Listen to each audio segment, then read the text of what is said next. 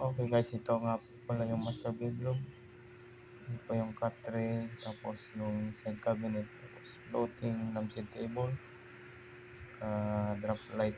Yun po yan, TV rack, com lights, tapos po yung closet cabinet. Yan. Tapos yung CR.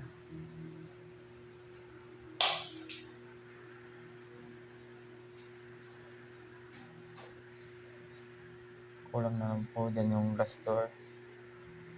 Tapos tayo, TV rack, com lights, tapos yung ceiling panel. Yan. Tapos meron drawer yung ating cut tray. So may headboard po yan na foam.